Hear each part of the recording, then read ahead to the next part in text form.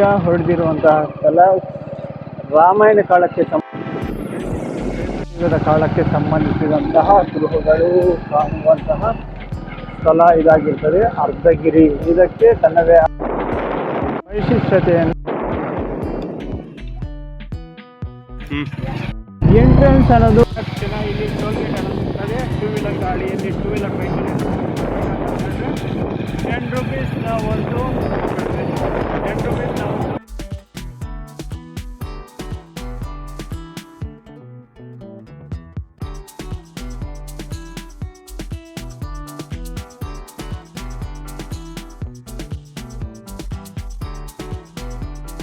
ಸ್ನೇಹಿತರೆ, ಈ ಒಂದು ದೇವಾಲಯದ ಇತಿಹಾಸದ ಬಗ್ಗೆ ಸ್ವಲ್ಪ ತಿಳ್ಕೊತಾ ಹೋಗ್ತಾ ಇರಬೇಕಾದ್ರೆ ತ್ರೇತಾಯುಗಕ್ಕೆ ಸಂಬಂಧಿಸಿದ ಘಟನೆಯಿಂದ ಈ ಒಂದು ಬೆಟ್ಟಕ್ಕೆ ಅರ್ಧಗಿರಿ ಎಂಬ ಹೆಸರು ಬಂದಿದೆ. ಭಗವಾನ್ ಹನುಮಂತನು ಅಂದರೆ ಆಂಜನೇಯ ಸ್ವಾಮಿ ದ್ರೋಣಗಿರಿ ಪರ್ವತವನ್ನು ಲಕ್ಷ್ಮಣನ ಜೀವ ಉಳಿಸೋಕ್ಕೋಸ್ಕರ ತಗೊಂಡು ಬರ್ತಿರ್ತಾನೆ. ಆ ರಾತ್ರಿಯಲ್ಲಿ ರಾಮನ ಸಹೋದರ ಭರತನು ಯಾವುದೋ ಪರ್ವತವು ನೋಯಿಸಲಿದೆ ಎಂದು ಭಾವಿಸಿದನು. ಈ ಕೂಡಲೇ ಹನುಮಂತನ ಮೇಲೆ ಬಾಣವನ್ನು ಪ್ರಯೋಗಿಸಿದಾಗ ಅದರ ಪರಿಣಾಮವಾಗಿ ಪರ್ವತದ ಅರ್ಧ ಭಾಗವು ಈ ಸ್ಥಳದಲ್ಲಿ ಕುಸಿಯಿತು ಮತ್ತು ಆದ್ದರಿಂದಲೇ ಈ ಒಂದು ಪರ್ವತಕ್ಕೆ ಅರ್ಧಗಿರಿ ಎಂಬತಕ್ಕಂತಹ ಹೆಸರು ಸಹ ಬಂದಿತು.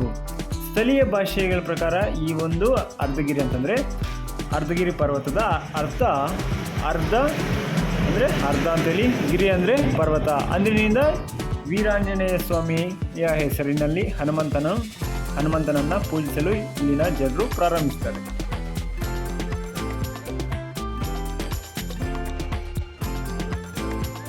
ಈಗ ನಾವು ದೇವಸ್ಥಾನ ಇರುವಂತಹ ಸ್ಥಳಕ್ಕೆ ಪ್ರವೇಶವನ್ನು ಮಾಡಿದ್ದೀವಿ. ನಮ್ಗೆ ಕಾಣಿಸ್ತಾ ಇರ್ಬೋದು ಪಕ್ಕದಲ್ಲಿ ದೇವಾಲಯ, ಅದಕ್ಕೆ ಸಂಬಂಧಿಸಿದಂತಹ ಸ್ಥಳಗಳನ್ನು. ಈಗ ಜನರು ಸ್ವಲ್ಪ ಕಡಿಮೆ ಪ್ರಮಾಣದಲ್ಲಿ ಬಂದಿದ್ದಾರೆ, ಆದರೆ ರಾತ್ರಿ ಹೊತ್ತಿನಲ್ಲಿ ತುಂಬ ಜನರು ಇರೋದನ್ನು ನಾವು ಇಲ್ಲಿ ಕಾಣಬಹುದಾಗಿರ್ತದೆ.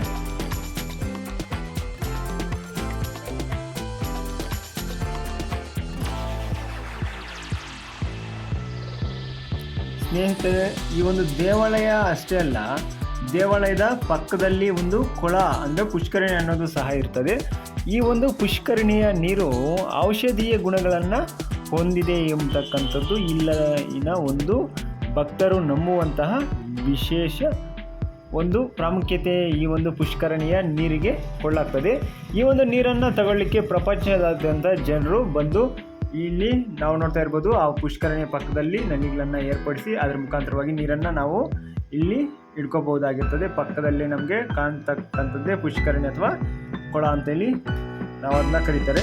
ಈ ಒಂದು ಬೆಟ್ಟದಲ್ಲಿ ಜೇಡಿ ಮಣ್ಣು ಅಂದರೆ ಮಣ್ಣೇನಿರ್ತದೋ ಆ ಒಂದು ಮಣ್ಣು ತನ್ನದೇ ಆದಂತಹ ಒಂದು ವಿಶಿಷ್ಟ ಸ್ಥಾನವನ್ನು ಹೊಂದಿದೆ. ಇದನ್ನು ಮೈಗೆ ಹಚ್ಚಿಕೊಂಡು ಸ್ನಾನ ಮಾಡುವುದರಿಂದಾಗಿ ಯಾವುದೇ ರೀತಿಯ ಚರ್ಮಕಾಯಿ ಸಂಬಂಧಿಸಿದ ಸಮಸ್ಯೆಗಳು ನಿವಾರಿಸುವಂತಹ ಶಕ್ತಿ ಅನ್ನೋದು ಈ ಮಣ್ಣಿನಲ್ಲಿ ಇದೆ ಅಂತೇಳಿ ನಾವು ನಂಬ್ತಿದ್ದೀವಿ. ಇಲ್ಲಿ ನೋಡ್ತಾ ಇರ್ಬೋದು ಈ ಒಂದು ಪುಷ್ಕರಣಿಯಲ್ಲಿರುವಂತಹ ನೀರು ಇದೆ ಅತ್ಯಂತ ಕೆಲವೊಂದು ನೀರಿಗೆ ಪ್ರಾಮುಖ್ಯತೆಯನ್ನು ನೀಡ್ತಾರೆ. ಇಲ್ಲಿ ಯಾರು ಈಜೊಡಿತಿದ್ದಾರೆ ಅಂತ ಹೇಳಿ ನೀವು ನೋಡ್ತಿದ್ದೀರಲ್ಲ, ನೋಡೋದಕ್ಕೆ ತುಂಬ ಚೆನ್ನಾಗಿತ್ತು ಅವಾಗ.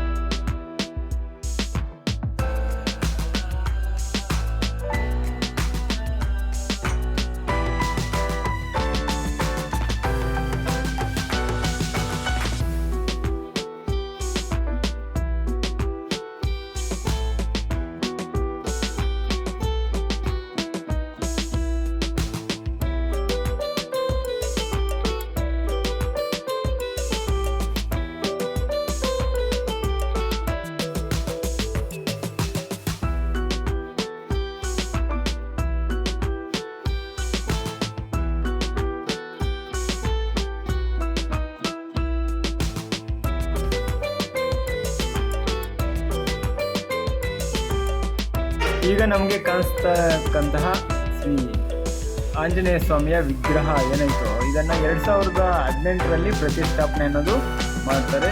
ಈ ಒಂದು ಪುಷ್ಕರಣಿಯ ಪಕ್ಕದಲ್ಲಿ ತುಂಬ ಚೆನ್ನಾಗಿ ಈ ಒಂದು ಹನುಮಂತನ ವಿಗ್ರಹ ಅನ್ನೋದು ಕಾಣ್ತದೆ. ಇದು ಇಲ್ಲಿ ನಾವು ನೋಡ್ತಾ ಇರ್ಬೋದು ದೇವಸ್ಥಾನದ ಆಚೆ, ದೇವಸ್ಥಾನದ ಆವರಣ ಅನ್ನೋದು. ದೇವಸ್ಥಾನದ ಒಳಗಡೆ ವಿಡಿಯೋ ಮಾಡೋಕ್ಕೆ ನನಗೂ ಇಷ್ಟ ಆಗಿಲ್ಲ, ಸುಮ್ಮನೆ ಅದಕ್ಕೆ ಆಚೆ ಮಾಡ್ತಿದ್ದೀವಿ.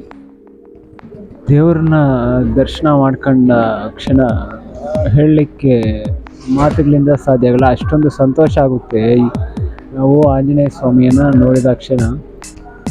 ಇಲ್ಲಿ ರಾತ್ರಿಯ ಸಮಯದಲ್ಲಂತೂ ತುಂಬಾ ಭಕ್ತಾದಿಗಳನ್ನೋದು ಕಾಣ್ಬೋದು ನಾವು. ಒಮ್ಮೆ ನೀವು ಸಹ ಅಷ್ಟೇ ಯಾವತ್ತಾದರೂ ಹುಣ್ಣಿಮೆ ದಿವಸದಲ್ಲಿ ಈ ಒಂದು ಸ್ಥಳಕ್ಕೆ ಭೇಟಿ ನೀಡಿ ಆ ಒಂದು ಆಂಜನೇಯ ಸ್ವಾಮಿಯ ಕೃಪೆಗೆ ಪಾತ್ರರಾಗಿ ಅಂತ ನಾನು ನಿಮ್ಮಲ್ಲಿ ಹೇಳ್ತಿದ್ದೀನಿ. ಆಂಜನೇಯ ಸ್ವಾಮಿ ದೇವಸ್ಥಾನದ ಮುಂಭಾಗದಲ್ಲಿ ಒಂದು ದಾರಿ ಅನ್ನೋದಿರುತ್ತೆ. ಆ ದಾರಿಯ ಮುಖಾಂತರವಾಗಿ ಹೋದರೆ ನಾವು ಅಯ್ಯಪ್ಪ ಸ್ವಾಮಿಯ ದೇವಸ್ಥಾನಕ್ಕೆ ಹೋಗ್ಬೋದು. ಆ ಪಕ್ಕದಲ್ಲೇ ಈಶ್ವರನ ದೇವಸ್ಥಾನ ಅನ್ನೋದು ಐತೆ ಅಂತ ಇರ್ಬೋದು.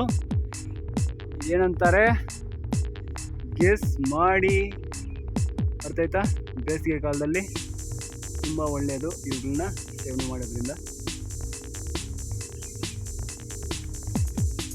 ಈ ಸ್ಟೆಪ್ಸ್ನ ಹತ್ತಾ ಇದ್ರೆ ನಮಗೆ ಅಯ್ಯಪ್ಪ ಸ್ವಾಮಿ ಅನ್ನೋದು ದರ್ಶನ ಅನ್ನೋದು ಪಡಿಬೋದು.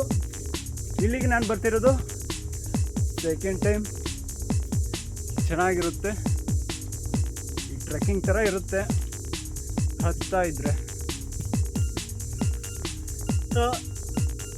ಆಗ್ತಿದ್ರು ದೇವರ ಮೇಲೆ ಇರುವಂತಹ ಎಷ್ಟು ಭಕ್ತಿ, ಶ್ರದ್ಧೆ, ನಂಬಿಕೆ, ಪ್ರೀತಿ ಇವೆಲ್ಲವುಗಳಿಂದ ಹತ್ತಾ ಇದ್ದೀವಿ.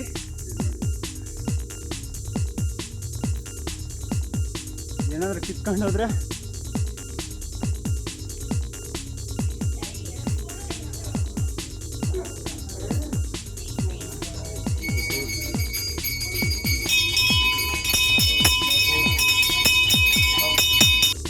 ತುಂಬ ಮನಮೋಹಕ ದೃಶ್ಯವನ್ನು ನಾವು ವೀಕ್ಷಣೆ ಮಾಡಬಹುದು. ಈ ಪ್ರಕೃತಿಯ ಒಂದು ಆಹ್ಲಾದಕರವಾದಂತಹ ವಾತಾವರಣವನ್ನು. ಅಯ್ಯಪ್ಪ ಸ್ವಾಮಿಯ ದೇವಸ್ಥಾನದ ಬಳಿ ಹೋಗಲಿಕ್ಕೆ ಅವಕಾಶ ಇಲ್ಲ.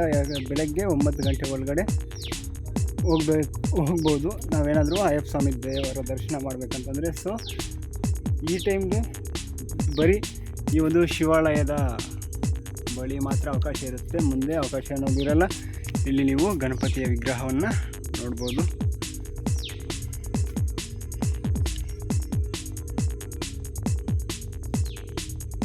ಫೈನಲಿ ಅಯ್ಯಪ್ಪ ಸ್ವಾಮಿನ ನೋಡಲಿಕ್ಕೆ ಆಗಲ್ಲ, ಅದೊಂದು ಫೀಲ್ ಆಗುತ್ತೆ. ಮುಂದೆ ನೋಡೋಣ ಯಾವಾಗ ಅವಕಾಶ ಸಿಗುತ್ತೋ ಅಂತ. ಬಿಸಿ ಬಿಸಿ ಬಜ್ಜಿ, ಅದ್ರ ಜೊತೆಗೆ ಚಟ್ನಿ, ಟೇಸ್ಟ್ ನೋಡಲೇಬೇಕಾದಂತಹ ಸಮಯ ಹೇಗೈತೆ ಅಂತೇಳಿ ಟೇಸ್ಟ್ ನೋಡಿದ್ದಾದ್ಮೇಲೆ ಹೇಳೋಣ. ಜೈ ಶ್ರೀರಾಮ್. ಸ್ನೇಹಿತರೆ, ಎಲ್ಲರಿಗೂ ಶುಭ ಸಂಜೆ, ಗುಡ್ ಈವ್ನಿಂಗ್ ಹೇಳ್ತಾ ಬನ್ನಿ. ಇಲ್ಲಿ ನಾವು ಕಾಣ್ತಾ ಇರ್ಬೋದು ಗೋಶಾಲೆ ಅಂದ್ರೆ ಗೊತ್ತಲ್ಲ, ಗೋಗಳು ಐತೆ.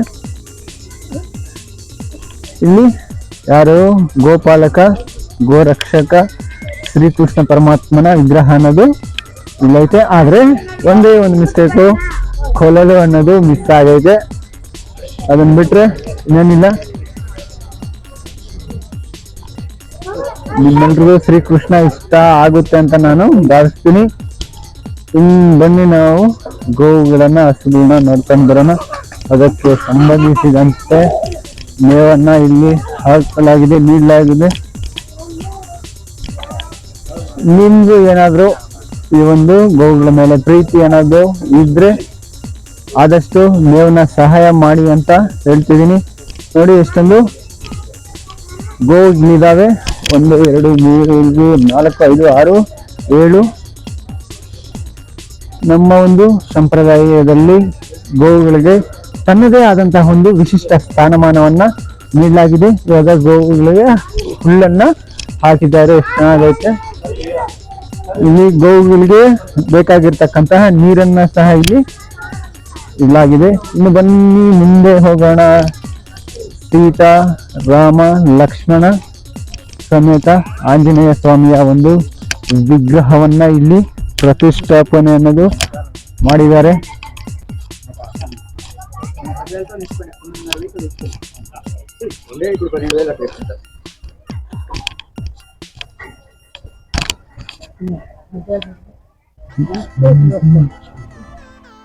ದೇವರನ್ನ ಭಕ್ತಿಯಿಂದ ಪ್ರಾರ್ಥನೆ ಮಾಡಿ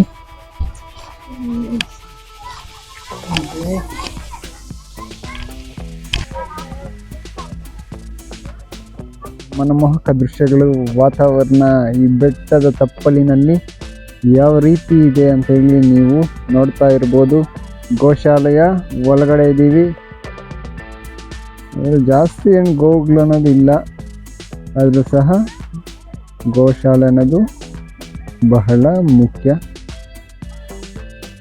ತಂಪಾದಂತಹ ಒಂದು ವಾತಾವರಣ, ವಿಶ್ರಾಂತಿ ತೆಗೆದುಕೊಳ್ಳಲಿಕ್ಕಂತೂ ಈ ಒಂದು ಸಮಯ ತುಂಬ ಚೆನ್ನಾಗಿರುತ್ತೆ. ಶುಭ ಸಂಜೆ. ಇಲ್ಲಿ ನೀವು ನೋಡ್ತಾ ಇರ್ಬೋದು ವಿಶ್ರಾಂತಿ ಭವನ. ಈ ಒಂದು ಭವನವನ್ನು ಶ್ರೀ ಈಚಲನೇನಿ ಭಾಸ್ಕರ್ ರೆಡ್ಡಿ ಅವರ ದಂಪತಿಗಳು ಆರ್ಥಿಕ ಸಹಾಯದೊಂದಿಗೆ ಈ ಒಂದು ಭವನವನ್ನು ನಿರ್ಮಿಸಲಾಗಿದೆ. ಯಾಕೋ ಈ ರೀತಿ ಮಾಡ್ತಾರೋ ಗೊತ್ತಿಲ್ಲ. ನೋಡಿ, ಕಿಟಕೀಸ್ ವಿಂಡೋಸ್ನೆಲ್ಲ ಯಾವ ರೀತಿ ಹೊಡೆದಾಕಿದ್ದಾರೆ ಅಂತ. ಯಾಕೆ ಈ ರೀತಿ ನಡ್ಕೊಂತಾರೆ ಜನಗಳು ಅಂತ ಸ್ವಲ್ಪ ಬುದ್ಧಿ ಇರಬೇಕಾಗುತ್ತೆ. ಯಾವುದೇ ಒಂದು ಸ್ವತ್ತನ್ನು ಹಾಳು ಮಾಡೋದು ತುಂಬ ಈಸಿ, ಆದರೆ ಅದನ್ನು ಕಾಪಾಡೋದು ನಮ್ಮೆಲ್ಲರ ಕರ್ತವ್ಯ. ಮುಂದೆ ಹೋಗೋಣ. ಇದೆಲ್ಲ ದೇವಸ್ಥಾನದ ಮುಂದ್ಗಡೆ ಇರುವಂತಹ ಒಂದು ಸ್ಥಳ.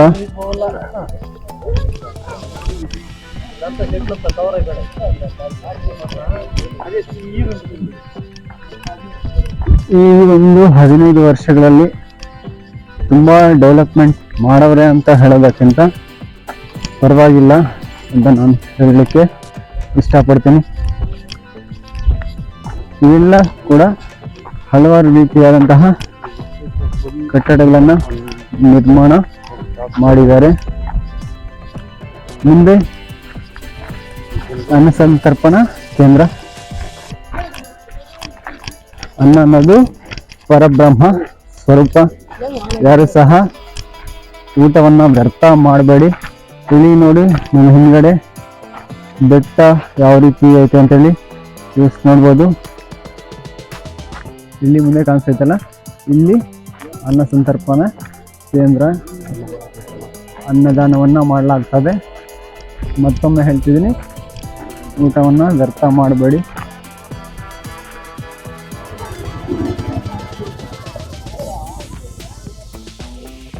ಸ್ನೇಹಿತರೆ, ಇದು ಫಸ್ಟ್ ಪಾರ್ಟ್ನ ಒಂದು ವಿಡಿಯೋ.